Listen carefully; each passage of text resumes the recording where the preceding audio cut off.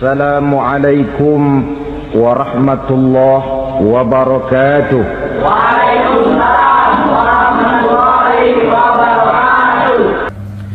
Pada jumpa kita kali ini, tanpa bermaksud untuk mencari kambing hitam dari bencana yang kita hadapi, saya ingin menyampaikan sebuah hadis yang diriwayatkan oleh Imam At-Tabarani dari Ibnu Abbas bahwa Rasulullah sallallahu alaihi wasallam bersabda, khamsun bi khamsin, ada 5 perkara yang dapat menimbulkan 5 macam bencana.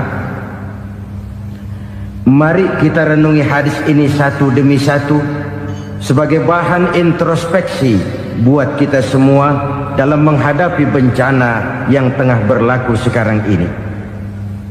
Yang pertama, manaqasa qaumul ahda illa sullita alaihim aduwwuhum.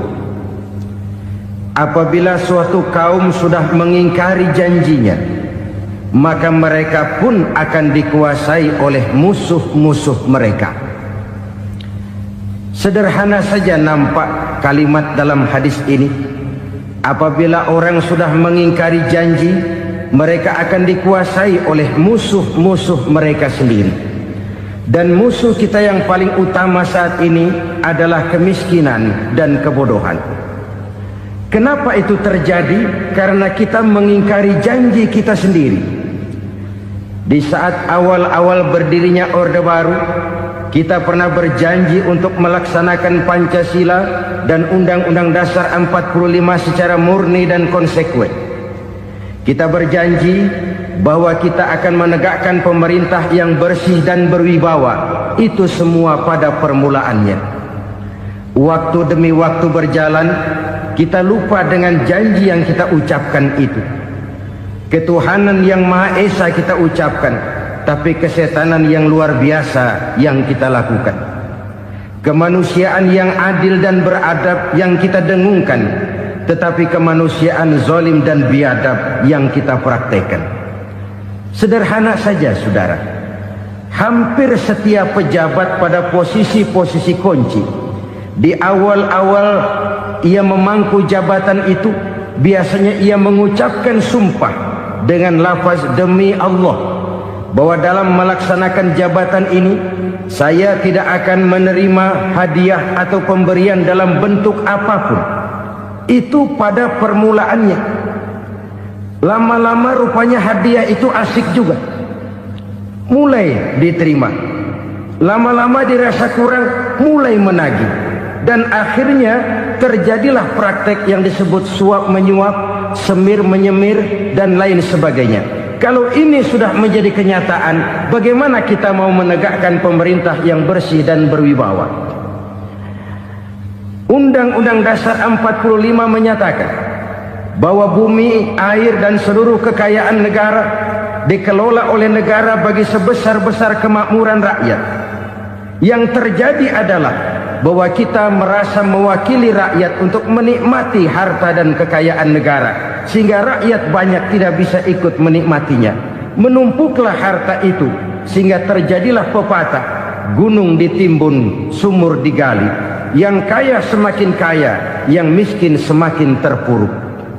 Kita ingkar dengan janji yang kita ucapkan di awal-awal kita bergerak. Kita ingkar dengan janji pada saat kita mengatakannya dengan menyebut nama Allah, dengan mempertaruhkan nama Tuhan. Sehingga pada akhirnya jabatan pun mengalami tender. Sudah menjadi rahasia umum. Orang mau jadi lurah mesti mengeluarkan uang.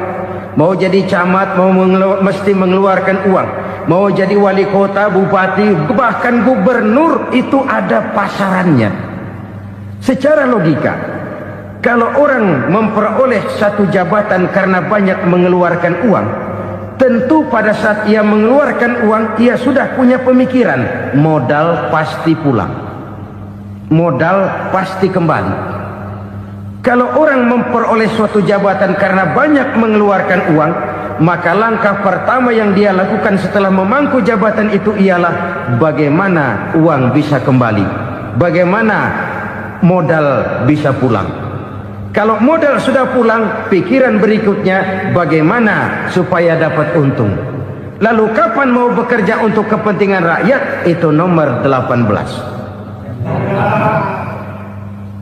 Kemudian kalau ada proyek-proyek besar, pertanyaannya ialah bukan apakah proyek ini bermanfaat bagi rakyat, apakah proyek ini layak untuk diteruskan, tetapi yang jadi pertanyaan paling utama ialah bagian saya berapa duit dari proyek ini. Kita bisa lihat proyek mega proyek lahan 1 juta hektar di Kalimantan Tengah, triliunan rupiah, dan proyek itu gagal. SD Inpres bulan ini diresmikan, bulan depan retak. Jembatan-jembatan bulan ini gunting pita, bulan depan runtuh. Kita ingkar dengan janji. Kita berkata kita bekerja untuk kepentingan rakyat, tapi kita tidak pernah mengenal rakyat itu. Apabila suatu kaum sudah mulai mengingkari janji, maka mereka akan dikuasai oleh musuh-musuh mereka. Akibatnya tersusunlah barisan-barisan sakit hati yang makin lama makin menjadi bola salju, menggelinding membesar, dan kemudian terjadilah hal-hal yang tidak kita inginkan lagi. Apabila suatu kaum sudah mengingkari janji, maka mereka akan dikuasai oleh musuh-musuh mereka. Ini penyebab bencana yang pertama. Kita tidak konsekuen. Tadinya kita dengan lantang teriak-teriak berantas korupsi, ganyang korupsi. Pada waktu kita belum mendapat kesempatan.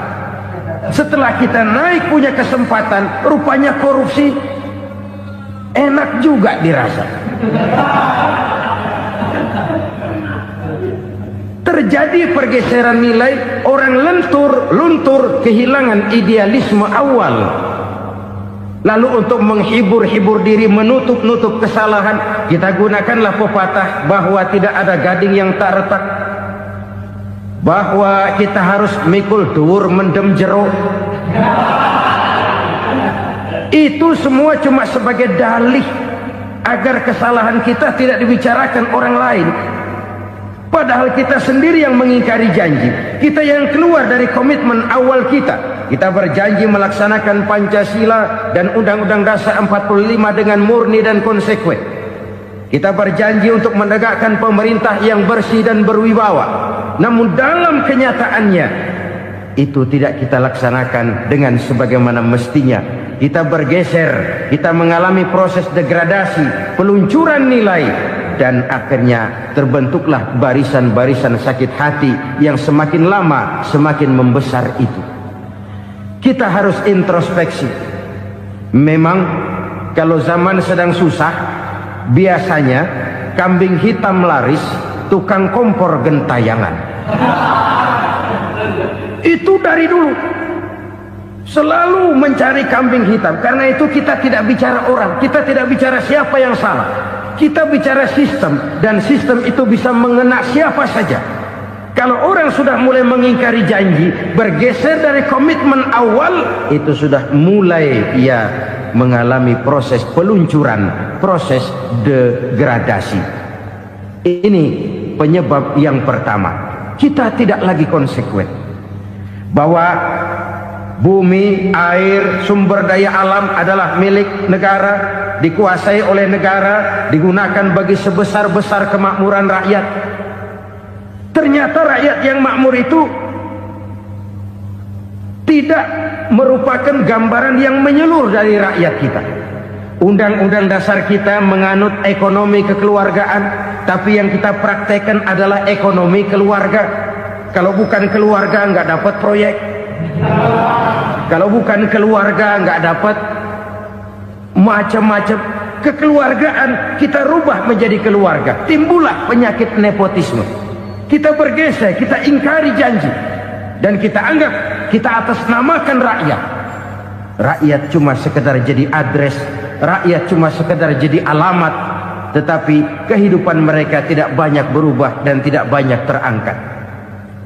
Kaum muslimin rahimakumullah, ini penyakit yang pertama, penyebab bencana yang pertama. Yang kedua, kata Nabi, wa ma hakamu bighairi ma anzalallah. Apabila hukum yang diterapkan sudah tidak lagi bersumber dari hukum Allah, illa fasya fihimul faqru, maka akan bertebaranlah kemiskinan di mana-mana. Ini artinya apa?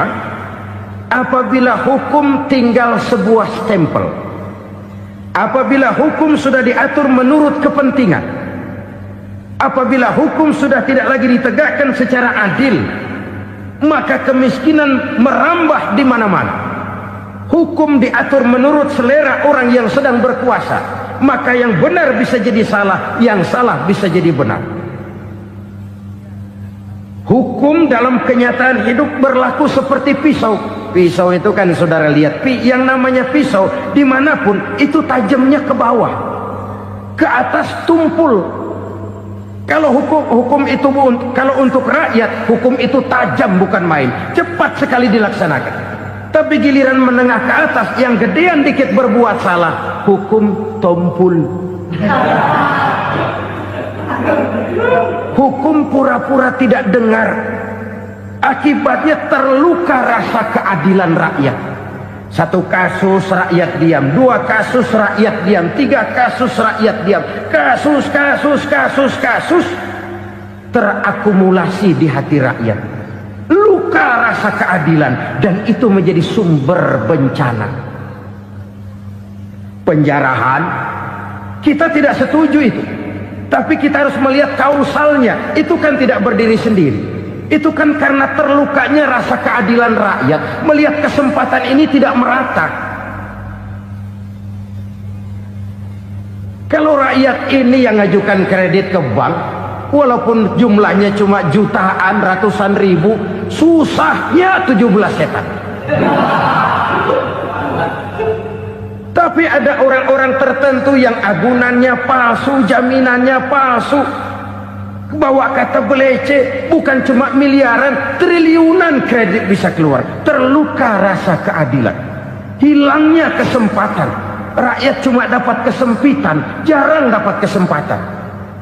Dari lukanya rasa keadilan ini, memang ya entah lipstik, entah basa-basi, dibentuklah tim ini, dibentuklah badan pengawas ini, dibentuklah tim ini. Kalau membentur tahu, hancur tahu. Tapi kalau tim yang dibentuk membentur karang, bukan karangnya yang hancur biasanya, timnya yang bubar. Kenapa? Yang dibentur batu karang yang sangat keras. Kita main-main dengan hukum, kita tidak konsekuen dengan hukum, luka rasa keadilan, dan itu terakumulasi. Edi Tamsil, rakyat tahu, terakumulasi, menguap begitu saja. Kasus-kasus lain rakyat tahu, menguap begitu saja. Ketidakadilan terakumulasi, mengendap di hati rakyat, menunggu ledakan. Pada saat sumbu meledak, rakyat tidak bisa dibendung lagi. Oke, kita tidak setuju dengan penjarahan, tapi jangan melihat itu sebagai peristiwa yang berdiri sendiri. Kenapa itu terjadi? Kausalnya kenapa? Oke, kita tidak setuju memang, tapi yang dijarah oleh rakyat kan memang cuma untuk perut. Yang dijarahkan beras, yang dijarahkan televisi, yang dijarahkan kulkas yang masih bisa dihitung, yang memang real untuk kebutuhan rakyat. Penjara-penjara berdasi kepala botak yang menguras uang rakyat habis-habisan, enak saja melenggang dalam kehidupan ini. Makin terluka rasa keadilan rakyat. Apabila hukum yang diterapkan sudah menyimpang dari keadilan yang diajarkan Allah, fasyafihimul fakru, bertebaranlah kemiskinan. Aneh, memalukan, memilukan. Sebuah negara agraris yang katanya pulaunya hijau royo-royo, Gemari Palau Jenawi Toto Tentem Kertora Harjo, yang tahun 93 pernah mendapat penghargaan dari FAO, Badan Pangan Sedunia, sebagai negara yang berhasil dalam swasembada pangan. Sekarang ini kita terpaksa betul beli beras dari Vietnam, beli beras ke Kamboja, beli kedelai dari Kamboja. Kenapa? Lahan sawah kita habis ditanami pabrik. Teknologi kita, teknologi loncatan yang non-applied, tidak terpakai oleh kita. Lantas lahan yang tidak bisa kita tanami, kita paksakan lahan-lahan gambut menjadi tanah pertanian yang subur dengan biaya triliunan, dan kita gagal. Kita cari jarum dan kapak hilang.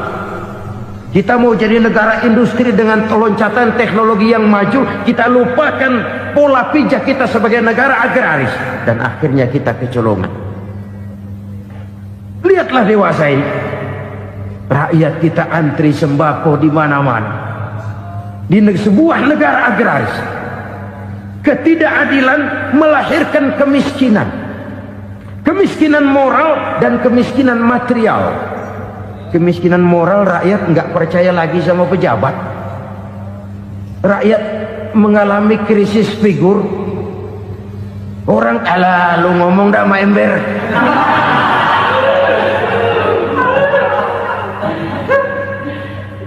Penataran yang menghabiskan biaya miliaran itu melahirkan pejabat-pejabat korup. Pengawasan yang menghabiskan biaya miliaran itu ternyata impoten, mandul. Kemiskinan moral. Jujur saya berkata, saudara-saudara, setelah pintu reformasi dibuka, itu yang masuk memang macam-macam. Ada yang memang punya tujuan murni, konsekuen dan punya konsep. Ada yang nunggu di tikungan, begitu mobil lewat nyamber pintu, berangkat ikut reformasi. Ada yang memanfaatkan momentum, mumpung, untuk nyampein unek-unek, ngerti nggak, pokoknya ngomong. Sehingga keadaan semakin rancu, kebingungan semakin menjadi-jadi, masalah yang paling urgen tidak terselesaikan. Sekarang ini orang berpikir mendingan jadi pala ular daripada jadi buntut macan. Buntut macan memang hebat macan, tapi kalau buntutnya cuma ugel-ugel di belakang buat apa? Mendingan jadi pala ular, kecil juga nyaplok. Artinya ya biar kecil juga kalau punya partai kan gagah. Lalu rame-rame bikin partai kayak bikin arisan. Orang makin mengalami dislokasi. Semua mau jadi pahlawan, semua mau nomor satu, semua ngomong. Iya kalau bidangnya, kalau bukan makin rancu. Marilah lewat kesempatan ini saya mengajak kita untuk tahu diri. Biarkan politisi ngomong politik, biarkan ekonom menata ekonomi, biarkan praktisi bicara soal hukum, biarkan rakyat munajat, istighfar, mohon pertolongan Allah. Tahu diri kita. Kalau memang ayam, kukuruyuk aja dah. Kalau memang kucing, ayo ngeong. Kalau kambing, silahkan ngembe. Udah tahu ayam, ngeong bunyinya. Suaranya palas, orang nggak ngerti, bingung, makin menjadi-jadi. Ibarat kesebelasan sepak bola bangsa kita sekarang ini, rame-rame mau bikin gol, kiper ikut nyerang sekarang. Memilukan dan bahkan memalukan. Wa ma hakamu bighairi ma anzalallah illa fasyafihimul fakru. Kalau hukum yang diterapkan sudah menyimpang dari keadilan yang diajarkan Allah, bertebaranlah kemiskinan di mana-mana. Coba sekarang ini, yang punya duit bingung, apalagi yang kagak punya duit. Yang pengusaha gede ngeluh, apalagi yang pengusaha pas-pasan.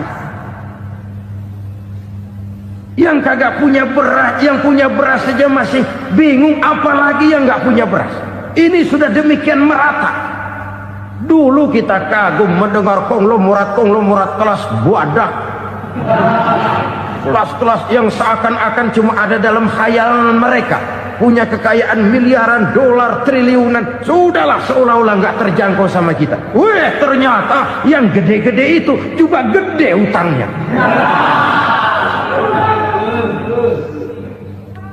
dan rontok satu demi satu. Ternyata rakyat selama ini cuma dialamatkan, cuma dijadikan adres. Rakyat yang tidak banyak ngerti persoalan ini harus menanggung hidup ini begini berat, harus menanggung beban hidup ini begini tinggi, daya beli semakin lemah, semakin terpuruk dan terpuruk, sedang keadaan belum juga banyak berubah. Yang hutang sama luar negeri itu kan bukan rakyat kecil, Ciano. Yang banyak nyimpen dolar juga kan Ciano. Rakyat kecil bocah kampung mah jangankan nyimpen dolar, ngelihat juga tumben. Kemana kita mesti bercermin? Sekali lagi saya mengatakan, maaf, kita tidak bermaksud mencari kambing hitam. Karena itu kita tidak bicara orang, kita bicara sistem, kita bicara keadaan. Beginilah yang dikatakan Nabi, penyebab timbulnya bencana, hukum yang ditegakkan tidak lagi berorientasi kepada keadilan, tapi berorientasi kepada kepentingan. Akhirnya bentuk hukum seperti pisau, tajam ke bawah, tumpul ke atas. Hukum cuma buat rakyat kecil, tetapi kelompok menengah ke atas kadang-kadang kebal dari perlakuan hukum. Maka bertebaranlah kemiskinan. Iya, kemiskinan moral berupa lukanya rasa keadilan. Kalau rasa keadilan terluka, orang kan nunggu kesempatan, saudara. Iya, dia nggak bisa ngomong, iya dia nggak sanggup action, iya dia nggak bisa tunjuk rasa, tapi hatinya kan, kapan ada kesempatan, kapan ada waktu, tunggu. Hatinya mesti begitu. Sehingga begitu ada kesempatan, terjadilah hal-hal yang tidak terhindarkan. Dan itu ekses, bukan reformasi. Jangan seperti sebuah dialog saya dengan seorang abang beca. Saya bertanya, bang, iya, abang tahu nggak reformasi? Tahu. Ustaz, apa? Pembakaran. Terus penjarahan, lalu perkosaan. Itu reformasi. Itu yang saya lihat. Nah, itu yang dia lihat. Saya tentu tidak menyalahkan abang beca kita, karena memang itu yang dia lihat dan sejauh itu wawasannya. Tapi ini indikasi bahwa banyak rakyat kita yang belum bisa menggunakan kebebasan secara bertanggung jawab. Padahal kebebasan tanpa tanggung jawab tirani. Sebuah contoh gampang-gampangan. Saya beli radio, saya setel di kamar saya, lalu saya bilang, ini radio gue. Yang beli gue, pakai duit gue setel di kamar gue, sekeras-kerasnya, gak ada urusan sama orang lain. Itu kata saya. Tetapi tetangga saya sebelah rumah kan boleh juga ngomong begitu. Kata tetangga saya, ini mata gue, yang ngantuk gue tidur di kamar gue, kenapa suara radio lu nyampe kemari? Artinya apa ini? Kebebasan saya nyetel radio dibatasi oleh kebebasan tetangga saya yang mau tidur. Tidak ada kebebasan mutlak. Kebebasan mutlak tanpa tanggung jawab kembali akan melahirkan tirani, kembali akan melahirkan pemaksaan kehendak. Dan itu lagi-lagi bukan demokrasi. Saudara-saudara kaum muslimin rahimakumullah. Ini penyakit yang kedua, lukanya rasa keadilan, terutama di kalangan rakyat kecil. Itu mengendap menjadi akumulasi dan menunggu giliran kapan bisa dimuntahkan. Dengan kata lain, rakyatnya udah banyak banget makan yang perutnya jadi enek, nyelam. Kapan nunggu muntahnya? Udah begini banyak akumulasi yang mereka pendam di perut ini, sehingga ketika terjadi kesempatan itu sudah tidak terkendalikan lagi. Kita out of control. Saya tidak mentolerir sikap-sikap kekerasan. Bahkan saya lebih cenderung bahwa kalau di rumah kita banyak tikusnya saja racuni, jangan rumah dibakar. Bahwa ada korupsi, iya. Ada kolusi, memang. Ada nepotisme, tentu. Tetapi tikusnya saja racuni. Jangan rumah dibakar. Masa mau ngusir tikus bakar rumah? Tikusnya lari, tikusnya selamat, rumahnya ewes-ewes.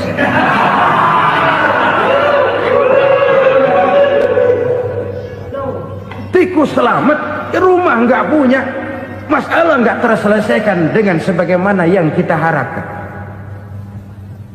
Kita sepakat ini negara hukum, dan di hadapan hukum semua manusia itu sama.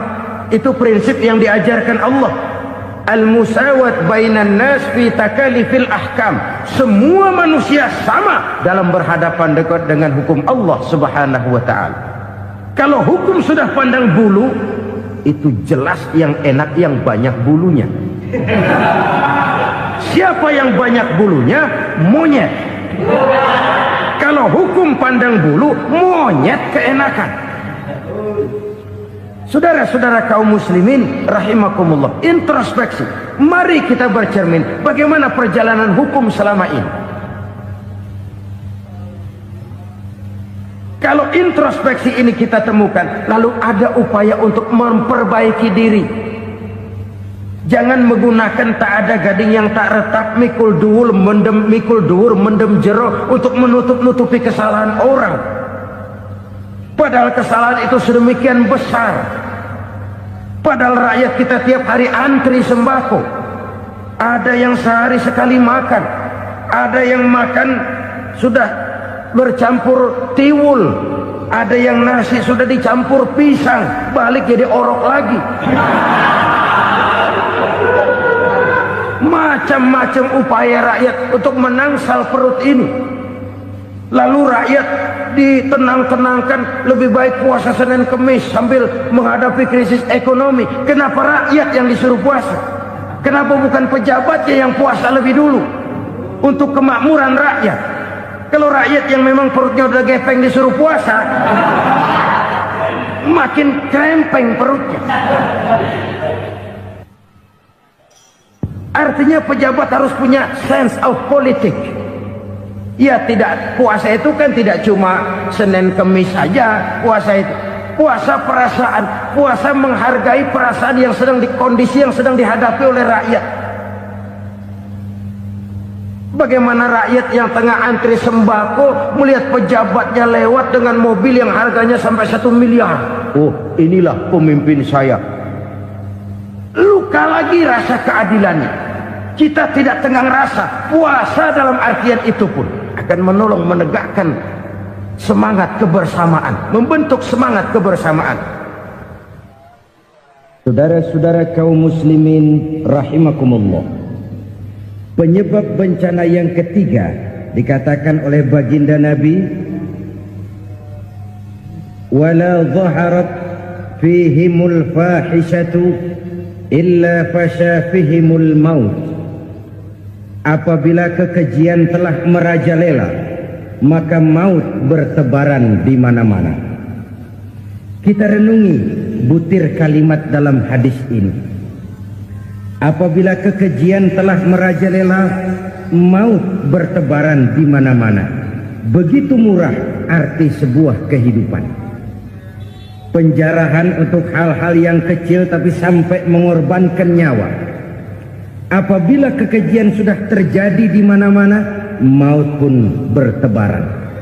Maut dalam arti berpisah ruh dengan jasad, tapi juga maut dalam arti orang bisa mati karirnya, orang bisa mati usahanya, orang bisa mati kesempatannya karena perbuatan-perbuatan keji yang selama ini tidak terbendung. Lahirlah teori mafia. Siapa yang kuat dia yang berkuasa, siapa yang lemah dia menjadi mangsa. Proyek-proyek besar yang menang tender itu ya dari itu ke itu saja. Yang pengusaha-pengusaha tidak punya koneksi, tidak bisa bayar komisi, dapat proyek tetelan. Ada dagingnya dikit, tambahnya juga tetelan. Dagingnya sudah habis disantap oleh meja. sekian puluh meja dilalui, sekian puluh amplop dikeluarkan. Sehingga yang akhirnya ya tinggal tetelan itu tadi. Maka kualitas pekerjaan pun sudah bukan lagi jadi masalah. Demikianlah mafia-mafia ini bermunculan di mana-mana. Di pengadilan terkenal mafia pengadilan. Hukum bisa dibeli, hukum bisa dipesan menurut kebutuhan sponsor. Mafia peradilan, mafia politik, mafia ekonomi, bahkan mafia agama yang menggunakan agama sebagai kedok, menggunakan agama sebagai dalih, menggunakan agama sebagai topeng untuk melancarkan maksud-maksud politiknya pun tidak tertutup kemungkinan. Apabila kekejian telah merajalela, maut bertebaran di mana-mana. Korupsi, kolusi, nepotisme itu bagian dari kekejian. Kita selama ini kalau mendengar maksiat, itu yang terbayang cuma judi, mabuk, zina. Iya, itu maksiat. Tapi korupsi, kolusi, nepotisme itu juga maksiat dalam bentuk lain. Kalau ini sudah bertebaran, maka maut terjadi di mana-mana. Jangan bayangkan cuma mati orangnya, itu sih kewajiban. Yang menyakitkan itu orangnya masih hidup tapi dibikin mati, karirnya mati. Kenapa? Karena yang diperlukan bukan cuma orang pinter tapi orang taat. Biar pinter, kalau nggak taat minggir. Biar bodoh, kalau taat bisa nyenangin atasan, bisa nyemir, nyemur. Kumaha juragan wae aya nama. Itu yang kadang-kadang dapat penghargaan. Tidak ada prestasi kerja kecuali bikin senang orang di atas. Kita lihat di desa-desa jalan rusak. Kalau ada berita pejabat anak mau turun, jalan rata sekali. Sampai tanah dari mana aja dikeruk buat ngeratain tuh jalan. Pejabat pulang legok lagi jalanan. Katanya kita kerja buat rakyat, nyatanya kita cuma melayani atas. Kenapa? Terjadi lingkaran setan. Seperti kata lagu Dul Sumbang itu. Mahasiswa takut sama dosen, dosen takut sama dekan, dekan takut sama rektor, rektor takut sama menteri, menteri takut sama presiden, presiden takut sama mahasiswa. Lah muter balik lagi, lingkaran setan, lingkaran setan. Saudara-saudara kaum muslimin rahimakumullah, kekejian yang merajalela, praktek-praktek mafia yang tertuang dalam kehidupan sehari-hari menyebabkan orang mati karirnya, jasad masih hidup, karir mati, itu menyakitkan. Mati bisnisnya. Rakyat kecil pernah senang ketika cengkeh booming, harganya bagus, rakyat banyak yang pergi haji. Lalu mau ditata, lahir tata niaga cengkeh, malah amburadul. Harga cengkeh jatuh, petani cengkeh kecil menjerit. Siapa yang untung? Segelintir orang. Masihkah kita pakai atas nama rakyat untuk kepentingan nasional, padahal yang nyanyi cuma segelintir orang? Masihkah kita mau bohongi rakyat ini dengan mobil nasional tapi bikinan Korea? Masihkah kita mau bermain verbalisme, bermain kata? Ini sebuah masa lalu yang tidak perlu terulang lagi untuk masa-masa yang akan datang. Kekejian merajalela, orang mati karir. Bisa mati usaha, mati bisnis. Usahanya maju, dirangkul, hancur. Usahanya maju, dipukul, hancur, tenggelam. Bahkan yang memilukan dan memalukan badan-badan usaha milik negara itu dikebiri sedemikian rupa sehingga tidak menghasilkan hal-hal yang bermanfaat buat negara. Saudara-saudara kaum muslimin rahimakumullah, kalau nafsu yang sudah mengatur itu semua, maka kekejian pun merajalela. Orang sudah pakai teori mafia, yang kuat dia yang menang, yang kuat dia yang berkuasa, yang lemah silakan minggir di sudut-sudut kehidupan. Kalau kekejian seperti ini merajalela, maut bertebaran di mana-mana. Banyak orang mati karirnya, banyak orang mati usahanya, banyak orang mati imajinasinya. Sekarang ini dalam dunia seni, yang banyak karyawan seni, bukan seniman. Seniman itu kan dilahirkan. Lain seniman, lain karyawan seni. Sekarang yang banyak karyawan seni, bukan seniman. Mati karier, mati imajinasi, mati improvisasi. Sehingga kehidupan persis sinetron. Sinetron itu yang kita lihat rumah mewah, yang kita lihat rumah bagus. Gak pernah kita lihat di sinetron kita ini rakyat antri sembako. Kita dijejali hal-hal yang indah, yang wah, yang membuat kita tenggelam dalam gaya hidup instan, tenggelam dalam gaya hidup wah. Kita lupa dengan realitas keseharian di tengah-tengah masyarakat kita. Lahirlah kelompok-kelompok selebritis, dibesarkan oleh berbagai media. Selebritis pilek aja masuk koran, pilek.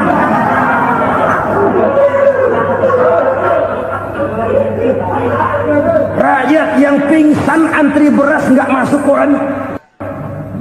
Rakyat yang semaput antri minyak gak masuk koran. Selebritis panok masuk koran.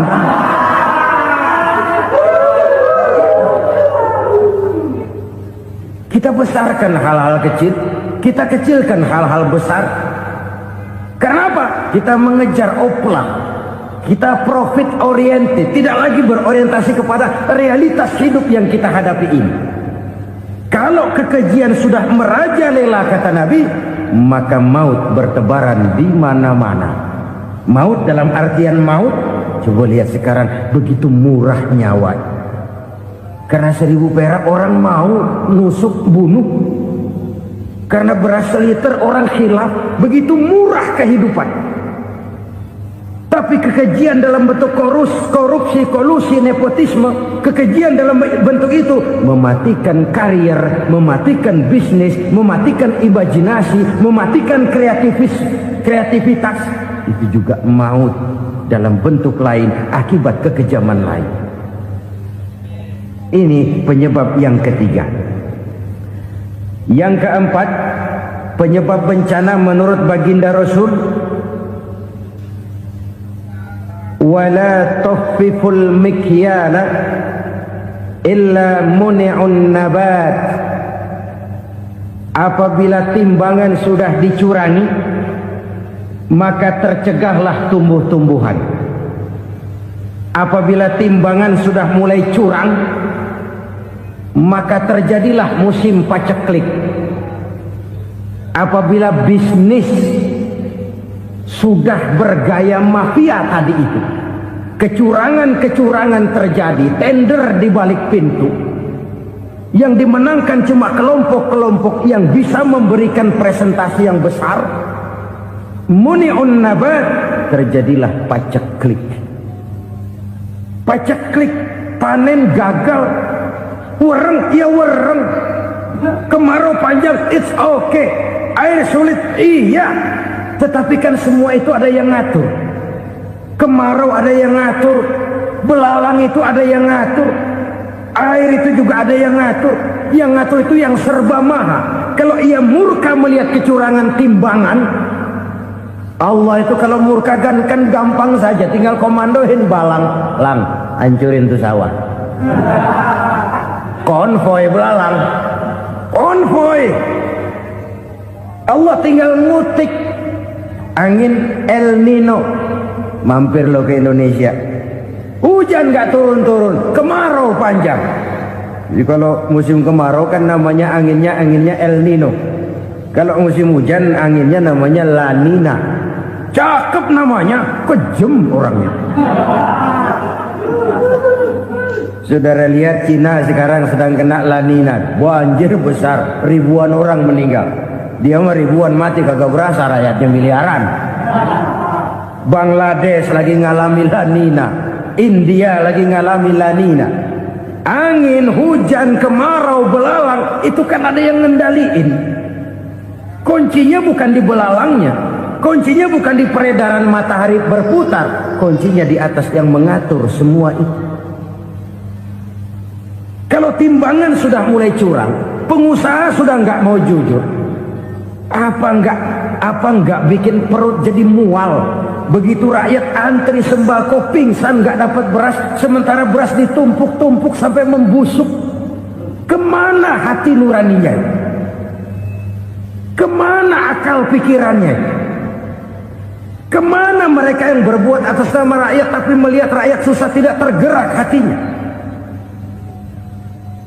Apabila timbangan sudah mulai dicurangi, bisnis sudah mulai melenceng, maka terjadilah paceklik. Sebuah negara yang berhasil dalam swasembada pangan, lalu sekarang menjadi negara yang rakyatnya antri untuk memperoleh kebutuhan pangan. Saudara-saudara kaum muslimin rahimakumullah, ini intinya adalah kecurangan. Kalau kecurangan sudah terjadi di mana-mana, dan ini milik siapa saja, bukan soal tempat, bukan soal jabatan, soal manusianya, SDM-nya. Kecurangan tidak cuma terjadi di kantor, di masjid bisa terjadi kecurangan. Korupsi tidak hanya bisa terjadi di kantor, di madrasah bisa ada korupsi. Faktor manusianya, ini soal SDM. Kecurangan yang besar tentu besar lagi kerugiannya. Kecurangan yang kecil, kecurangan sehari-hari, pedagang-pedagang kecil ngurangi timbangan. Barang yang buruk dikatakan baik, yang baik dikatakan buruk. Itu merugikan perorangan. Kecurangan yang besar merugikan bangsa dalam bentuk total, dalam bentuk seutuhnya. Nah, kecurangan-kecurangan seperti ini rakyat kan lihat, rakyat kan tahu, dan itu kembali terakumulasi di sini, pegel. Dan jangan lupa, rakyat yang nggak ngomong itu, rakyat yang nggak bersuara itu, batinnya menjerit, jeritannya menggoncang aras, dan itu didengar Allah. Yadullah fauqal jamaah, kata Nabi. Tangan Tuhan di atas orang banyak. Jeritan hati rakyat menggoncang aras. Rakyat yang terlalu banyak dizolim, rakyat yang terlalu banyak dirugikan, ya rakyat yang terlalu banyak di atas namakan, menjerit batinnya, menggoncang aras, dan Allah bisa menggerakkan apa saja untuk membuat satu situasi. Allah bisa menggerakkan apa saja untuk membuat satu situasi. Saudara-saudara kaum muslimin rahimakumullah, ini faktor yang ketiga, timbulnya kecurangan. Faktor yang keempat maksud saya. Yang kelima, penyebab timbulnya bencana menurut baginda Nabi, wala muni'uz zakat wala muni'uz zakat illa hubbisa anhumul qatru. Apabila zakat enggan dibayar, maka tercegahlah qatrun. Qatrun ini kalau bahasa kita sembako. Maka tercegahlah kebutuhan-kebutuhan yang kita perlukan. Ini, kita tidak meragukan bahwa yang kita tuju adalah masyarakat yang adil dalam kemakmuran dan makmur dalam keadilan. Nah, antara kemakmuran dan keadilan ini memang sering tidak bisa berjalan seiring. Pada saat kemakmuran kita kejar, ekonomi kita pacu, ada nilai-nilai keadilan yang tertinggal. Pada saat nilai keadilan kita tegakkan benar-benar, ada unsur-unsur kemakmuran yang terabaikan. Oke, kita bisa mengatakan kasus. Oke, kita bisa mengatakan itu sebagian kecil. Tapi kalau sebagian kecil, lama-lama kan jadi sebagian besar. Oke, kita mengejar kemakmuran. Pertanyaannya, kemakmuran untuk siapa? Oke, kita berikan kelompok tertentu kue yang besar dengan harapan nanti dia bagiin kuenya kepada yang kecil-kecil. Tapi kenyataan mereka yang dapat kue besar akhirnya malah lupa diri dan lupa daratan. Mau makin besar, mau makin besar, mau makin besar, malah memeras yang kecil-kecil ini. Sekarang kan yang kecil modali yang besar. Ramai-ramai buka bank, ternyata kamuflase. Uang banknya untuk kredit perusahaannya sendiri. Nasabahnya rakyat kecil. Artinya apa? Rakyat kecil disuruh modalin orang yang udah gede. Ini karena sambar geledek urusan.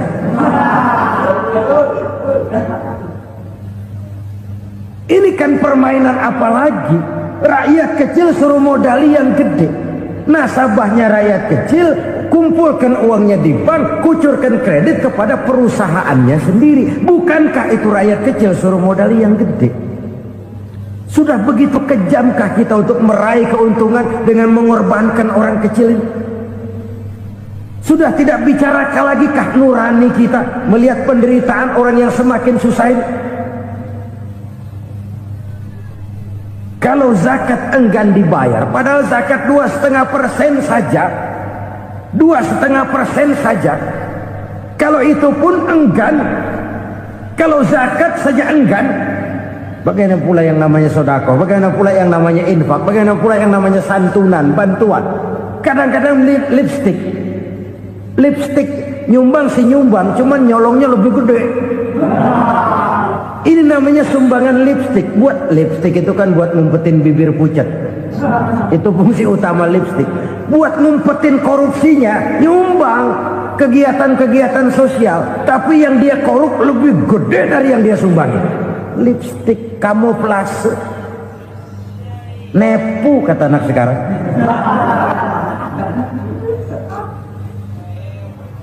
Saudara-saudara kaum muslimin rahimakumullah. Demikian berat kewajiban zakat ini sampai di zaman Sayyidina Abu Bakar pernah keluar komando perangi orang yang enggan membayar zakat. Perangi. Karena fungsi zakat adalah menjembatani antara si kaya dengan si miskin. Bahwa ada kemiskinan itu Qur'ani. Allah menyatakan, aku melebihkan rezeki sebagian kamu dari yang lain. Ini kan kesenjangan. Allah melebihkan rezeki sebagian kamu dari yang lain. Ada itu. Tetapi itu berjalan secara nature. Nah, kalau direkayasa, yang kaya semakin kaya, yang miskin semakin terpuruk, yang sudah besar dapat proyek besar, yang kecil dapat tetelan. Ini kan rekayasa namanya. Kesenjangan yang direkayasa ini yang kita harus kikis. Nah, fungsi zakat menjembatani dari sisi sosial. Dari sisi pribadi, Nabi berpesan, zakku amwalakum biz zakat. Bersihkan hartamu dengan zakat. Sekarang ada istilah nyuci uang. Uang hasil korupsi itu bisa dicuci, dijadikan uang bersih. Bukan pakai rinso, bukan. Pakai politiknya koruptor, diolah sedemikian rupa sehingga jadi uang resmi. Sudah memutik, itu termasuk yang disebut kejahatan kerah putih, white collar crime. Kejahatan kerah putih, kejahatan pakai dasi, kejahatan kelas kakap. Makanya orang mendingan goblok kagak bener daripada pinter kagak bener. Goblok kagak bener itu gampang ngurusinnya. Pinter kagak bener, ini yang berabe bener ngurusinnya.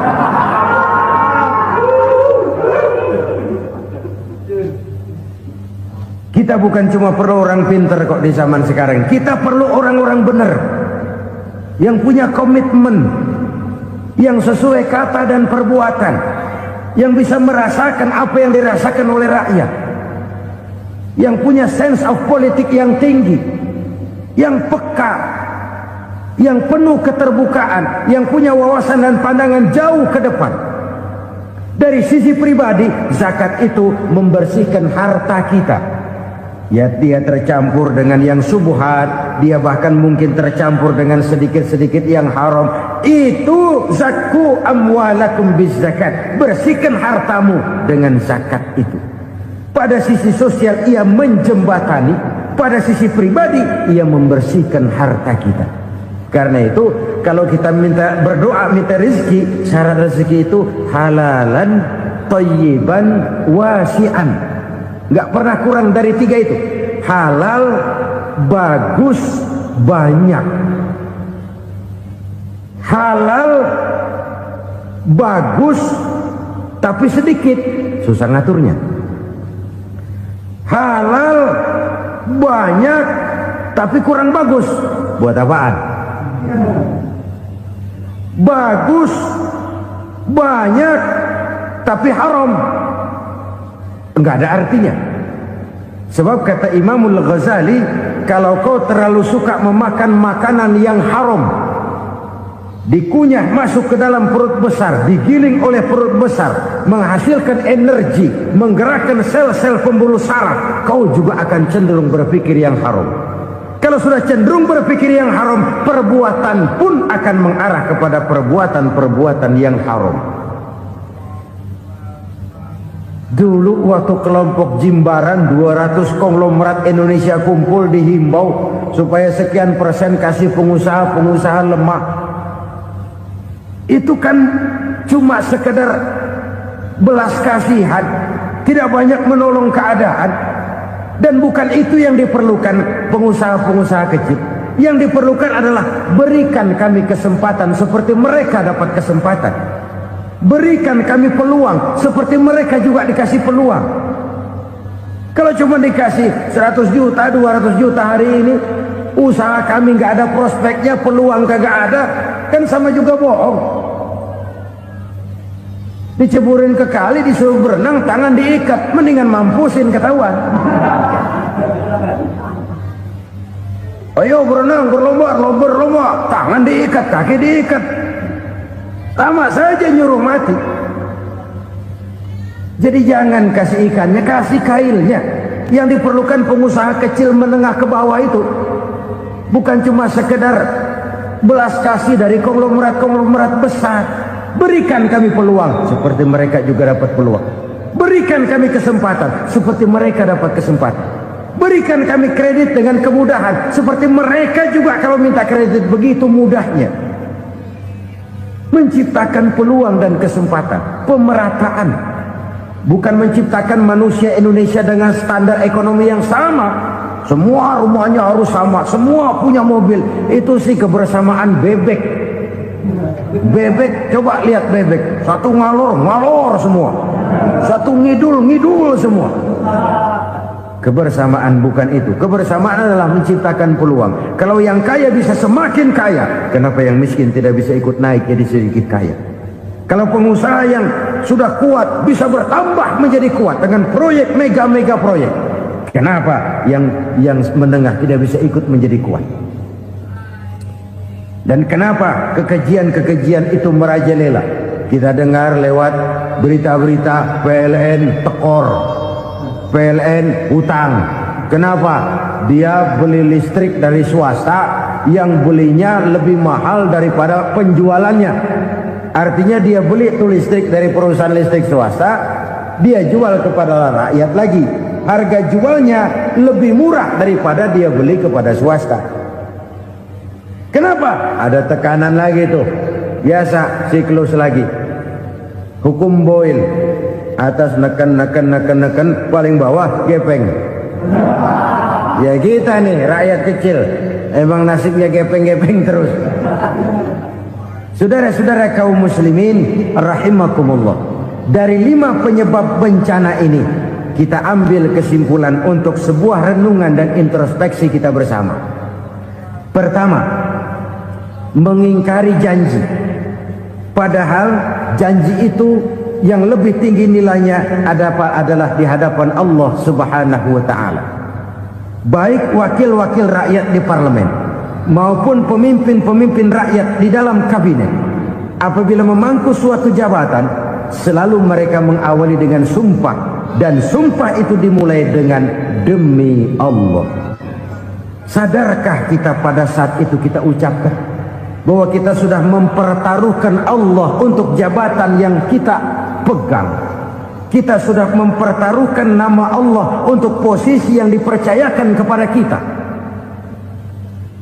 Sadarkah kita bahwa menyia-nyiakan itu satu dosa yang sangat besar, yang tidak hanya kepada Allah tetapi juga kepada rakyat yang kita wakili, kepada rakyat yang kita pimpin. Cukuplah sudah rakyat dijadikan adres, umat dijadikan alamat sebagai numpang. Marilah kita kembali kepada komitmen awal dengan jujur kepada janji kita sendiri. Lalu yang kedua, kekejian, baik berupa korupsi, kolusi, nepotisme, dan perbuatan-perbuatan lain akan melahirkan kemiskinan. Kekurangan pangan bukan satu-satunya yang menyebabkan rakyat menderita. Lukanya rasa keadilan terakumulasi di hati rakyat, dan jeritan hati rakyat mengguncang aras. Kalau Allah murka, Allah bisa melakukan apa saja untuk menciptakan suatu kondisi. Faktor yang ketiga adalah praktek mafia menebarkan maut, baik orang yang mati jasad dan rohaninya maupun orang yang mati karirnya, mati kejujurannya, mati usahanya, mati imajinasinya. Hilang kreativitas kita sebagai bangsa. Faktor yang keempat, kecurangan-kecurangan di bidang usaha, di bidang tender, mengandalkan menjual kekuasaan. Dan memang repot kalau penguasa jadi pengusaha. Mau atau tidak mau, kebijakan-kebijakan kekuasaannya akan memperkuat jaring-jaring usahanya. Dan pada saat itu objektivitas sulit ditemukan lagi. Lalu yang kelima, keengganan membayar zakat, menumpuknya kekayaan negara pada kelompok-kelompok tertentu. Ini akan melahirkan paceklik yang berkepanjangan. Menumpuknya kekayaan dan harta negara pada kelompok-kelompok tertentu akan melahirkan paceklik dan kemiskinan yang berkepanjangan. Marilah kita sadar, marilah kita merenung bahwa keengganan kita membayar zakat menciptakan pemerataan pada akhirnya akan menjadi musibah buat kita semua. Saudara-saudara kaum muslimin rahimakumullah, sekian dulu jumpa kita kali ini. Mudah-mudahan yang saya sampaikan dari hadis riwayat Imam Tabrani ini menjadi bahan introspeksi buat kita semua. Tidak akan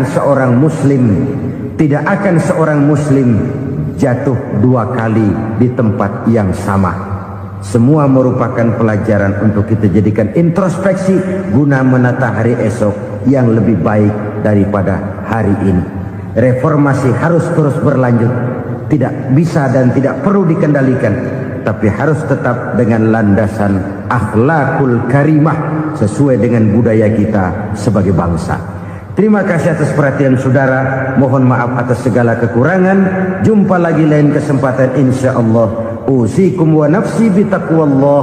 Wassalamualaikum warahmatullahi wabarakatuh. Lalu berusaha menyimpan sesuatu yang bisa membawa manfaat, baik untuk dirinya, untuk anak cucunya, maupun untuk keluarganya, untuk masa kini dan masa depannya. Kadang simpanan itu berbentuk uang, kadang berupa tanah, lain saat berbentuk pabrik, dan lain sebagainya. Sementara masa depan yang paling pasti adalah akhirat.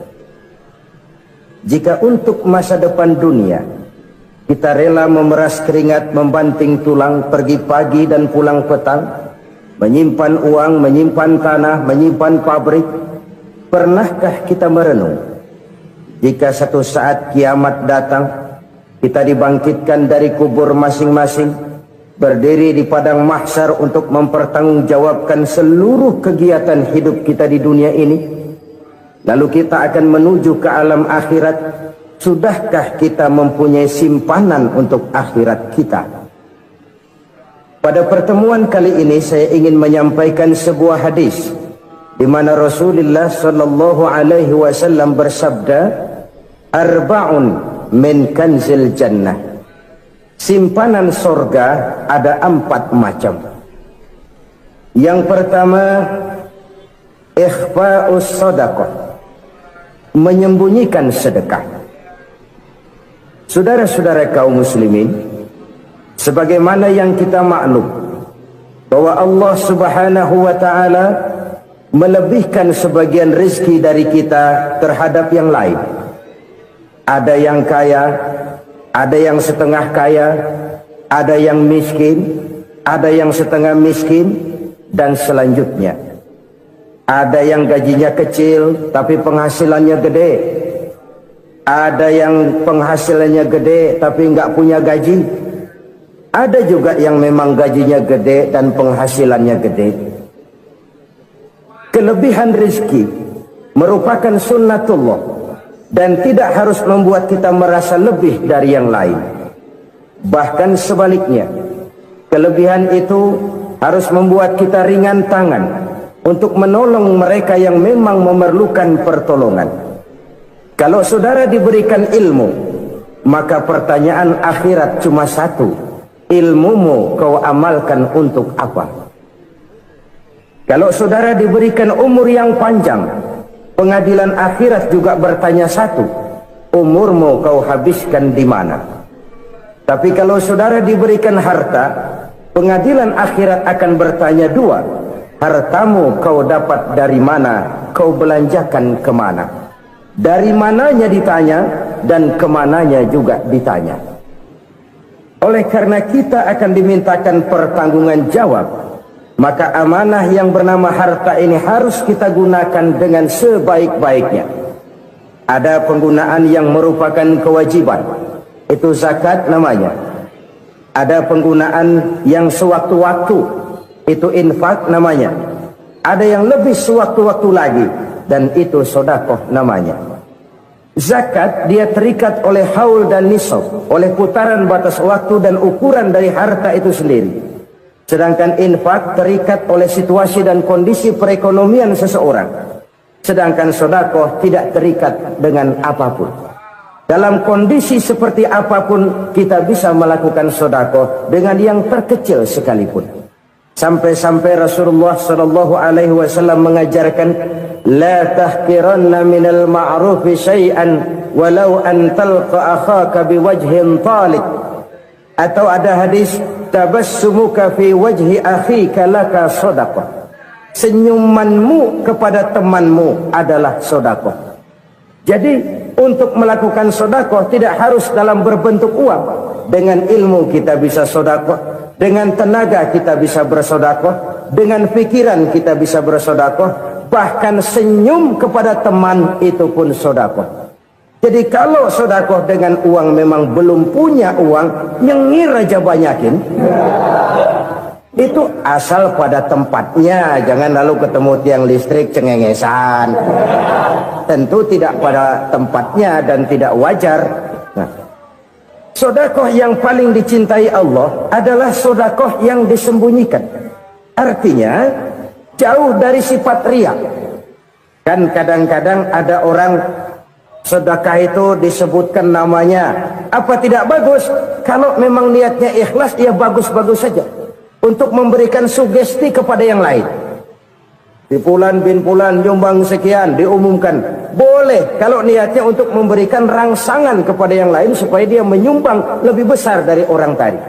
Tapi kalau itu mendatangkan riya, maka sedekah yang paling dicintai Allah adalah sedekah yang disembunyikan. Tangan kiri saja tidak tahu apa yang diberikan oleh tangan kanan. Sedekah yang dilakukan dengan ikhlas akan merupakan perbendaharaan surga, tersembunyi dari pandangan orang lain, tidak seorang pun tahu. Karena memang sikap yang baik adalah melupakan kebaikan dan mengingat kesalahan. Itu salah satu ciri orang bahagia. Orang yang selalu mengingat kesalahannya dan berusaha melupakan segala kebaikannya. Kalau dia akan berada kebaikan, dia tidak bisa ikut, dia merasa rugi karena dia merasa belum pernah berbuat baik. Tapi kalau akan melakukan kesalahan baru, dia ingat kesalahan yang sudah-sudah, sehingga terhalang baginya untuk melakukan satu kesalahan baru. Demikianlah saudara-saudara, bahwa Allah melebihkan rizki sebagian kita dari yang lain, agar terjadi tolong-menolong dalam kehidupan ini. Jadi kesenjangan yang nature, kesenjangan yang alami, itu sunnatullah. Ada yang kaya, ada yang miskin, ada yang kelas menengah. Nah, kenapa lalu sekarang kita berusaha mengentaskan kemiskinan? Oleh karena adanya kesenjangan struktural. Kalau yang kaya bisa semakin kaya, kenapa yang miskin tidak bisa naik jadi ikut sedikit kaya?